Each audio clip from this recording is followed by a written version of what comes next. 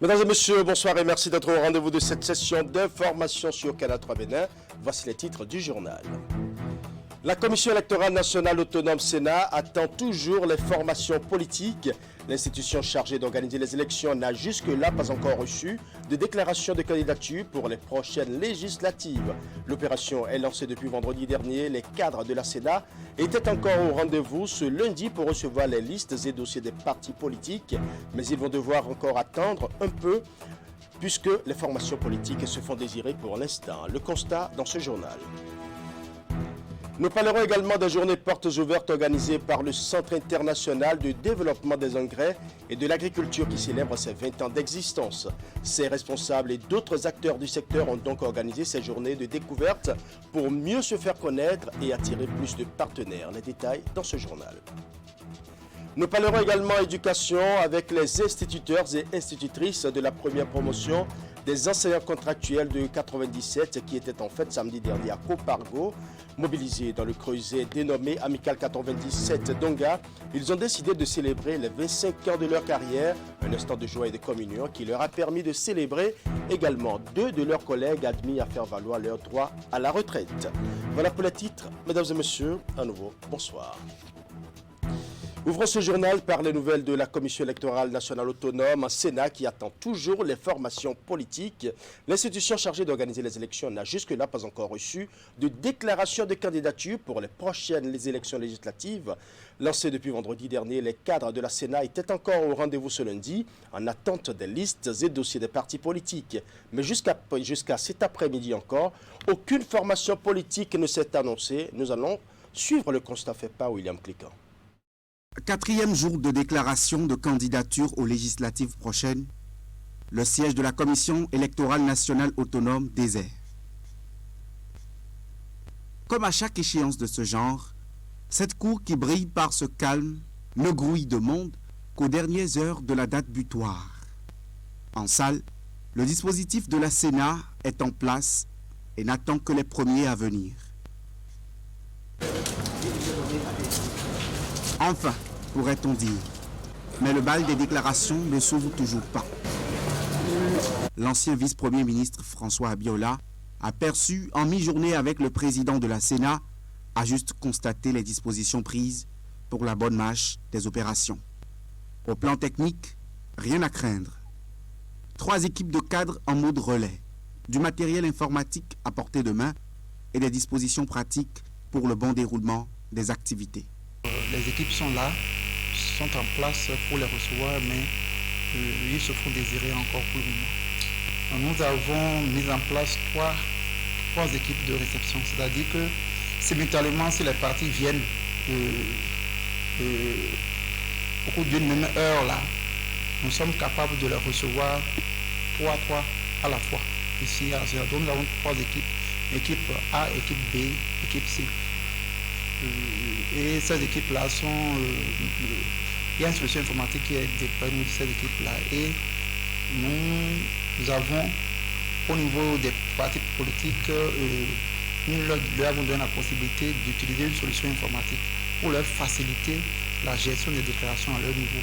C'est à quelques détails près la même solution informatique que nous allons utiliser ici pour recevoir les déclarations de candidature. Les 2 derniers jours s'annoncent donc mouvementés.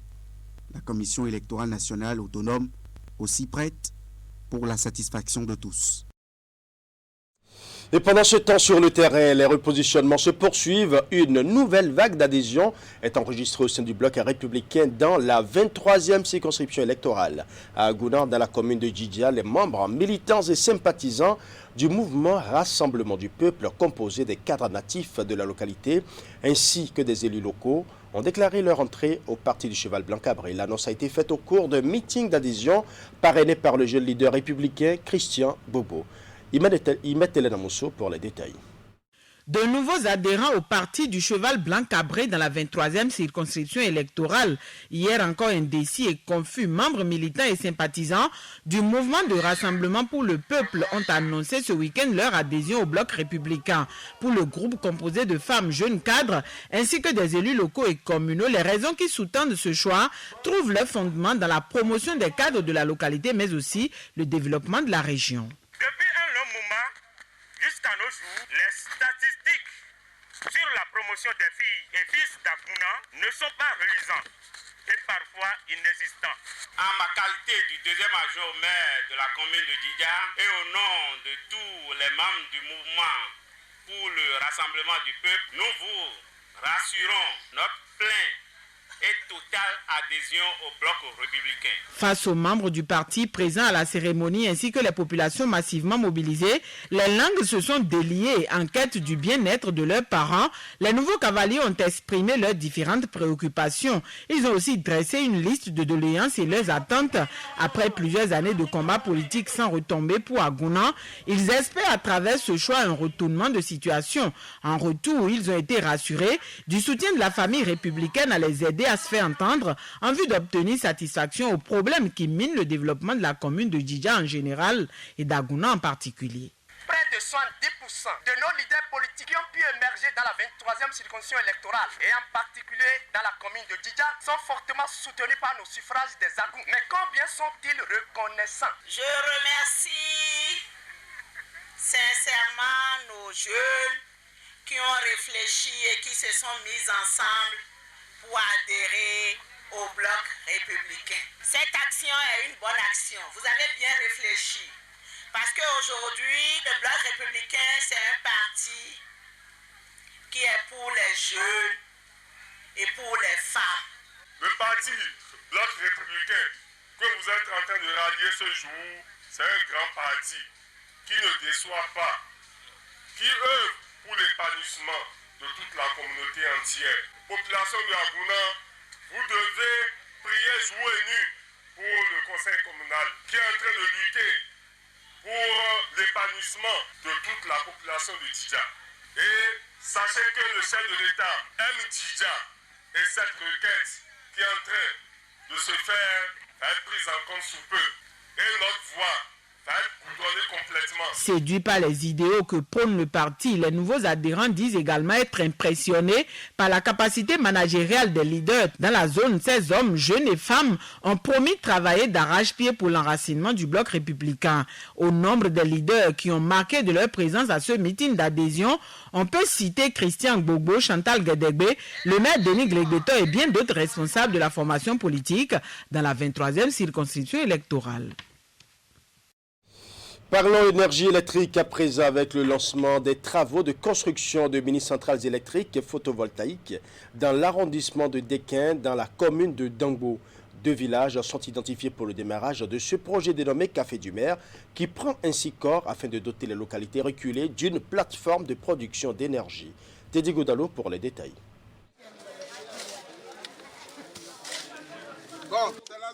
Le geste de ces responsables de la municipalité de Dangbo, dans le département de Lomé, consacre le démarrage des travaux de construction des mini-centrales électriques photovoltaïques au profit de 2 villages de l'arrondissement de Dequin. Il s'agit des localités d'Afio et de Hunhoué. La lumière dans une nation représente ce que vaut la vie des êtres humains. C'est un événement historique que nous vivons aujourd'hui. Nous entamons dès à présent une vie nouvelle à Dequin. L'obscurité a trop duré à Dequin. Je dirais même trop perduré à Dequin. Chers chefs de village, chers jeunes de Dequin, faisons en sorte que les installations de nouveaux systèmes électriques ne deviennent pas une nouvelle cible pour les voleurs et les détracteurs de tout acabit, au risque de nous voir retourner dans l'état initial de sous-développement.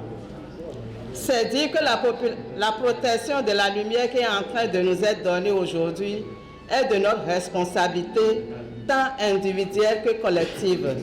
L'initiative émane du projet Café du Maire qui vise à doter les villages de Dangbo de mini-centrales électriques photovoltaïques. À l'occasion du lancement des travaux, 16 infrastructures sont présentées en miniature aux bénéficiaires qui s'impatientent de voir ce projet se concrétiser. Mais c'est un pas. Si nous refusons de prendre petit, lorsqu'on va nous donner plus grand, nous ne serons pas en mesure de prendre grand. C'est avec petit que nous aurons grand. Je voudrais me réjouir personnellement et je me réjouis avec le peuple de Dequin. La gestion s'est expliquée Quand on va construire que l'énergie, on viendra ici lancer l'opérationnalisation, nous allons encore venir vous expliquer comment il faut l'utiliser. Les travaux sont prévus pour durer 3 mois. Et avec la fêtière des communes, nous allons parler de la deuxième session de la commission thématique genre, affaires sociales et participation citoyenne de l'Association nationale des communes du Bénin au titre de l'année 2022. Les assises qui ont duré 2 jours ont été l'occasion pour les participants de s'imprégner des nouvelles dispositions en termes de protection sociale au Bénin. Les réflexions ont abouti à la formulation de recommandations au bureau de l'ANCB en ce qui concerne la prise en compte du genre dans le processus de développement des communes. Imetele Moussou pour les détails. Le rendez-vous a été l'occasion de souhaiter la bienvenue aux nouveaux membres du Creuset. C'est la deuxième session au titre de l'année de la commission thématique genre, affaires sociales et participation citoyenne de l'Association nationale des communes du Bénin, ANCB. Les participants ont une fois encore eu l'opportunité de débattre des questions dont la commission a la charge. La présente session qui nous réunit s'inscrit dans le cadre de la mise en œuvre du plan annuel de travail de l'année 2022 de notre Association nationale des communes du Bénin. Notre espoir est qu'à la fin de nos assises, les conclusions prennent en compte les préoccupations et questionnements citoyens d'actualité en ce qui concerne l'épanouissement des femmes, des jeunes, des enfants et des personnes vivant avec des handicaps. Si la part belle est faite au système de protection sociale dans notre pays, c'est bien parce que sans une population protégée dans ses besoins de base et préservée de la vulnérabilité, aucun développement n'est possible. Le thème retenu pour nourrir les échanges est intitulé « Les communes béninoises face aux défis de la protection sociale ». Les assises ont entre autres été le cadre pour les participants et invités de découvrir le cadre normatif de la protection sociale dans notre pays, le volet social de l'action gouvernementale ainsi que les interactions avec les collectivités locales, guidées pour la circonstance par l'Agence nationale de la protection sociale.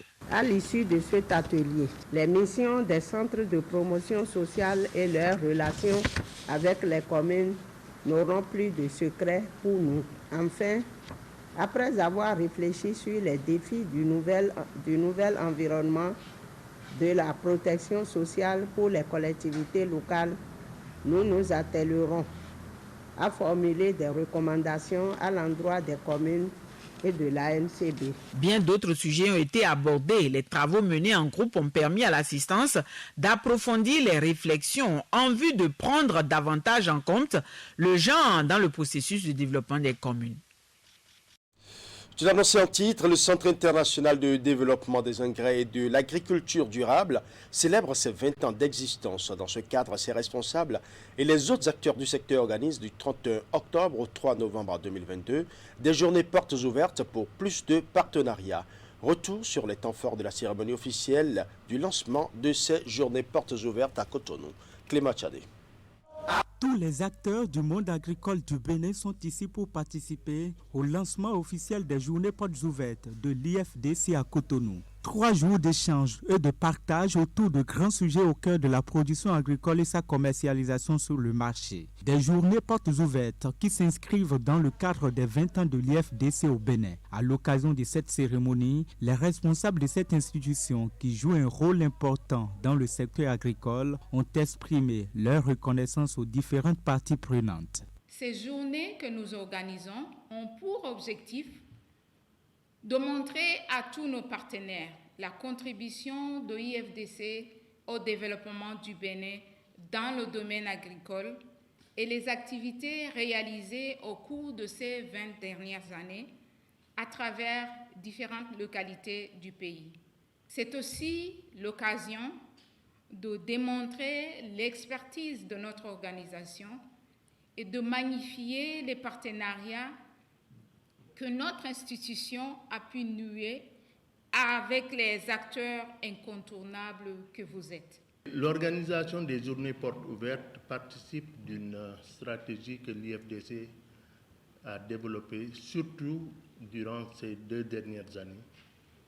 Une stratégie que nous appelons business development, donc de mobilisation de ressources. Et pour mettre en œuvre sa stratégie, l'IFDC, au cours de ces journées portes ouvertes, a ouvert un marché des produits agricoles issus des différents projets à fort impact de l'institution, notamment l'ACMA, dont la deuxième phase est arrivée à terme. Pour le compte de cette première journée, 2 panels ont été organisés. Le premier sur l'intensification agricole au Bénin, enjeux et principaux défis, alors que le deuxième porte sur le rôle des TIC dans l'amélioration de la productivité des chaînes de valeurs agricoles. Nous sommes tous invités à participer à la dernière activité qui est aussi importante, sinon plus importante, de ces JPO au Bénin, qui se déroulera à Parakou le 3 novembre. Cet événement, c'est le lancement officiel du programme ACMA 3. C'est 2 décennies de présence et d'activité, de réalisation et aussi d'impact. Aujourd'hui, vous convenez avec moi que le défi alimentaire se pose avec la plus grande acuité dans le monde. Au-delà de notre continent, ça a une dimension globale. Et produire plus est devenu une nécessité.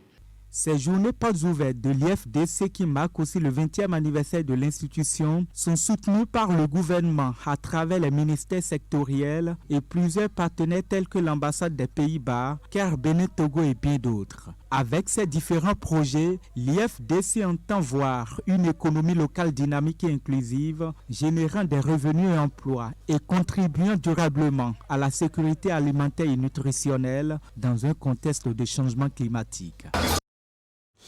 Parlons à présent de la première session ordinaire de l'Assemblée consulaire de la Chambre de métiers de l'artisanat. Les travaux ont démarré ce lundi 31 octobre 2022 et sont placés sous la tutelle du ministère des Petites et Moyennes Entreprises et de la Promotion de l'Emploi. C'est une session qui va asseoir les bases de cette institution qui se veut être le bras armé du gouvernement pour réformer et restructurer le secteur de l'artisanat afin de célébrer le génie créateur des artisans au Bénin. Reportage. Après leur élection suivie de leur installation le 27 septembre 2022, les élus consulaires de la Chambre de métiers de l'artisanat du Bénin sont en conclave pour leur première session statutaire. C'est une séance de travail pour jeter les bases d'une institution active, dynamique et performante pour faire valoir le génie créateur des artisans béninois. Tous engagés pour le développement de l'artisanat, les élus consulaires ne perdent de vue l'importance de leur mission.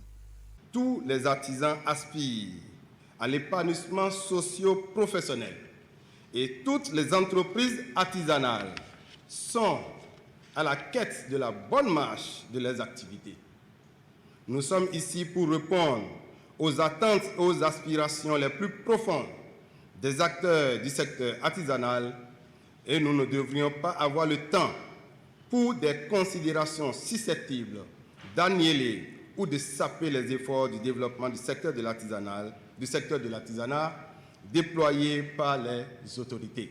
Cette session ordinaire, qui sonne comme un premier test de cohésion et d'harmonie, doit permettre d'examiner et d'adopter le collectif budgétaire au titre de l'exercice 2022, d'examiner et d'adopter le budget de la Chambre de métiers de l'artisanat du Bénin pour le compte de l'année 2023 et d'installer les commissions techniques permanentes. De grandes réformes sont attendues dans ce secteur. Bientôt, une nouvelle politique, la politique nationale de développement de l'artisanat, va être définie et approuvée par le Conseil des ministres. Cette politique sera suivie par une stratégie de développement de l'artisanat dont découlera le plan stratégique de la Chambre des métiers de l'artisanat. Nous attendrons très vivement ce plan stratégique qui doit être un plan quinquennal. J'oserais dire maintenant que la balle est dans votre camp. La tutelle que je représente ici va suivre avec attention votre évolution et vous accompagner au mieux des souhaits de l'État. Au-delà, nous attendons de vous probité, motivation et compréhension des enjeux de votre mission. 80 au total, les élus consulaires de la Chambre de métiers de l'artisanat prennent le pouls de leur mission. Ils seront accompagnés dans leurs tâches à travers des formations prévues par le ministère de tutelle. Alors à présent, à Golden Tulip Hotel, le diplomate qui a célébré ce vendredi 27 octobre 2022 son 5e anniversaire d'existence au Bénin. Pour l'occasion, c'est une grande soirée qui est organisée au profit des partenaires, la clientèle et le personnel. La cérémonie officielle s'est déroulée dans le jardin vert de l'hôtel. Ali Moumouni pour plus de précisions. Une soirée digne de sa clientèle et surtout de ses partenaires, à l'image des membres du gouvernement. Golden Tulip Hotel le diplomate met les moyens et son savoir-faire méticuleux démontrés ces 5 dernières années pour la célébration de son anniversaire. 3, 2, 1 et 0. Attention, en chambre. Sur le long chemin parcouru jusqu'à présent, avec les embûches dans la Covid-19, le complexe et son personnel ont cultivé l'excellence pour servir une clientèle respectable dans une perspective combinée avec la vision de l'État béninois dans le secteur du tourisme. La dynamique et le désir de l'État béninois de faire du Bénin une destination incontournable de tourisme et d'affaires a offert aux acteurs du secteur un environnement favorable. Il est naturel de célébrer l'excellence de l'État béninois pour son accompagnement, de notre clientèle pour sa fidélité et de notre personnel pour son efficacité. Fêtons donc ensemble les 5 ans du Golden Tulip, le diplomate. C'est un anniversaire à la taille d'un Bénin qui se révèle à lui-même. Dans notre réseau, le diplomate Cotonou est le premier de la classe. C'est dans cet hôtel que j'ai les meilleurs chiffres en formation, j'ai les meilleurs chiffres en qualité client, j'ai les meilleurs chiffres en performance, en chiffre d'affaires, et ça c'est grâce aux équipes, et ça je leur dis big big bravo. Pour leur hôte, les responsables de Golden Tulip le diplomate ont apprêté des buffets spéciaux accompagnés d'une animation musicale qui met en valeur la culture béninoise. Ceci à travers des chorégraphies et le passage des meilleurs artistes au plan national. Le Golden Tulip le diplomate fait partie de ces hôtels qui s'efforcent au quotidien à contribuer à relever le défi en proposant une qualité de service, une variété d'offres aux standards internationaux. C'est pourquoi, mesdames et messieurs les responsables et employés à divers niveaux du Golden Tulip le diplomate, dans cet environnement de plus en plus concurrentiel, marqué par les demandes de plus en plus exigeantes, il me plaît de vous exhorter à redoubler d'efforts. Golden Tulip Hotel le diplomate Cotonou compte aujourd'hui 150 employés d'une dizaine de nationalités avec une moyenne d'âge de 35 ans.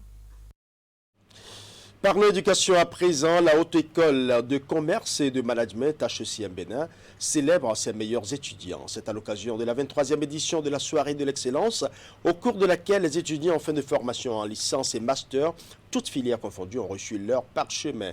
Les étudiants qui ont excellé dans leur domaine ont également été gratifiés. Beaucoup d'autres présents ont été distribués au cours de cette soirée qui s'est déroulée ce samedi au Palais des Congrès de Cotonou. Nous allons suivre. Moi, Élie Adédokun Adédodja. C'est par cette prestation de serment des 3 nouveaux docteurs recrutés par la Haute École de Commerce et de Management HECM en qualité d'enseignants permanents qu'a démarré la 23e édition de la Soirée de l'Excellence organisée par l'honorable Akena Tondé, promoteur de la dite école. La cérémonie est marquée par plusieurs temps forts, dont la remise de parchemin aux étudiants en fin de formation en licence et master, toutes filières confondues. HECM ne cessera jamais d'apprécier la confiance que lui accordent les parents d'étudiants en lui confiant chaque année leurs enfants pour leur formation. Je voudrais rassurer tous ces parents que chaque année, HECM met tout en œuvre pour assurer une formation de qualité à ses apprenants. Les trophées et les prix décernés chaque année à HECM démontrent le bien fondé de cette politique d'amélioration de la qualité des enseignements dispensés. Ont accompagné cette soirée de l'excellence des partenaires dont Move Africa, parrain de l'événement, Bank of Africa, EcoBank, Sunu Assurance et beaucoup d'autres qui ont contribué à la réussite de cette célébration. Une célébration au cours de laquelle les meilleurs étudiants ont été gratifiés avec des lots tels que des motos, des ordinateurs portatifs, des tablettes, des pockets Wi-Fi, des bons de stage et bien d'autres prix de l'excellence. Ces années passées à la Haute École du Commerce et de Management furent intenses, non seulement en apprentissage, mais aussi et surtout en expérience. Nous pouvons donc être fiers de notre formation qui nous donne les atouts importants et nous ouvre les portes de la vie professionnelle tant rêvée. Les filières de HECM sont des filières innovantes de façon générale et sont en phase avec le PAG 1 et le PAG 2. Cette soirée rassure également les entrepreneurs sur la qualité de la formation donnée. La soirée de l'excellence est aussi marquée par le port de toge à l'une des enseignantes de HECM promue au grade de maître assistant au Conseil africain et malgache pour l'enseignement supérieur CAMES. La cérémonie est agrémentée par la présentation de plusieurs tableaux artistiques riches en couleurs. Éducation toujours, les instituteurs et institutrices de la première promotion des enseignants contractuels de 97 étaient en fête samedi dernier à Copargo. Mobilisés dans le creuset dénommé Amical 97 Donga, ils ont décidé de célébrer les 25 ans de leur carrière. Instant festif, de réjouissance mais aussi de réflexion, ils célèbrent également 2 de leurs collègues admis à la retraite. Retour sur les temps forts. 16 hommes et femmes, tous instituteurs, sont de la première promotion des enseignants contractuels de l'État de 97. Après 25 ans de carrière, les voici au sein de l'Amicale 97 Donga pour célébrer leur noce d'argent. Une célébration qui leur permettra de revisiter leur parcours professionnel. Nous étions considérés comme des objets sans valeur, malmenés sur tous les plans. Parfois, on se demandait si nous étions des enseignants recrutés par l'État. Ces retrouvailles sont des moments uniques et privilégiés qui nous permettent toujours de nous retrouver tous ensemble, de sentir ainsi la réalité de notre cohésion et de notre fraternité, toutes choses qui font la grandeur de notre promotion et de notre amicale. Je fais un clin d'œil à nos camarades qui ont laissé la crèche cette année pour d'autres activités. Promotion Cobaye, c'est le nom attribué à cette promotion. Une promotion qui, selon les organisateurs, est l'un des parents pauvres du corps enseignant. Mais aujourd'hui, grâce aux luttes syndicales, cette tendance est baissière. Au chef de la région pédagogique 59, présent à ces assises, de féliciter ces enseignants pour leur noble initiative. Beaucoup d'eau ont coulé sous le pont. J'ai entendu l'impresario parler des enseignants cobayes. En venant ici, j'avais cela à l'esprit. Vous avez connu des hauts et des bas. Vous êtes là.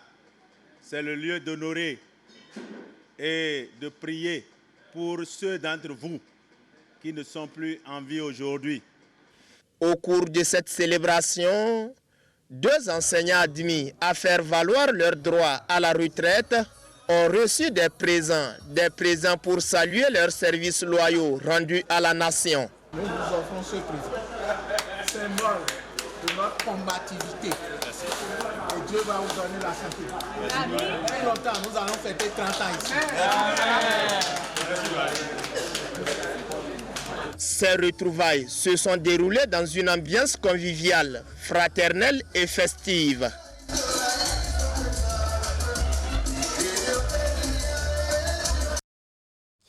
Parlons à présent de la foire interdépartementale à Takora-Donga qui a pris fin ce vendredi 28 octobre 2022. Initiée par la direction départementale de commerce et d'industrie à Takora-Donga en collaboration avec les partenaires techniques et financiers, cette deuxième foire organisée dans le cadre du mois du consommation local avait pour but de valoriser les produits locaux du Bénin en général et ceux de la Takora-Donga en particulier. Reportage. La présente cérémonie qui a mobilisé sur l'esplanade de l'ex-CPR de Nati Tengu les différents acteurs de l'économie locale autour du directeur départemental du commerce à Takora-Donga et les partenaires au développement est le couronnement de la deuxième édition de la foire interdépartementale du consommant local qui a duré 15 jours. 2 semaines donc qui auront permis aux forains d'exposer au public les produits made in Bénin, fruit de leur ingéniosité. Cela a été fait pour soutenir les initiatives locales, pour faire connaître les produits, la richesse de nos entrepreneurs dans nos départements, dans nos communes, les faire connaître, les faire adopter et les intégrer leur consommation dans nos habitudes. La foire est terminée, mais la réponse communautaire immédiate pour répondre à 2 chocs au plan international, je vais nommer la Covid-19 et la guerre en Ukraine, c'est le consommant local. C'est une réponse la meilleure d'ailleurs.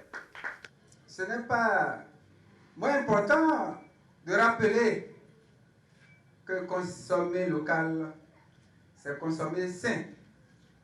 C'est contribuer au développement de notre commune. Cette quinzaine commerciale, soutenue par les partenaires au développement, a été un cadre d'échange, de réseautage et de partage d'expériences afin de promouvoir et valoriser les produits locaux. Chers producteurs agricoles, transformateurs agroalimentaires et artisans, aujourd'hui plus que jamais, vous devez donc continuellement travailler à vous améliorer et vous réinventer au jour le jour pour une meilleure qualité de vos produits et services. Vous devez aller à l'affût de l'information et du renforcement de vos capacités. Chers représentants d'entreprises locales, forains de cette foire, vous êtes désormais formés et donc outillés à travers les différentes thématiques qui vous ont été données afin de produire en qualité pour satisfaire les consommateurs que nous sommes tous et aussi pour rentabiliser vos affaires. L'initiative a permis de révéler à la face du monde les talents et le génie créateur des artisans locaux. Occasion pour les forains de saluer les organisateurs qui promeuvent ainsi le consommant local. Nous vous remercions. Nous avons vu le déploiement que vous avez fait pour la réussite de cette foire. Remise d'attestation de participation aux forains et aux entrepreneurs a été le dernier acte de cette cérémonie. Pari gagné pour les organisateurs qui se donnent rendez-vous l'année prochaine à Djougou pour la 3e édition de la foire interdépartementale du consommant local. Voilà, ce sera tout pour ce journal. Merci pour votre aimable attention. Bonne soirée chez vous en compagnie de notre programme.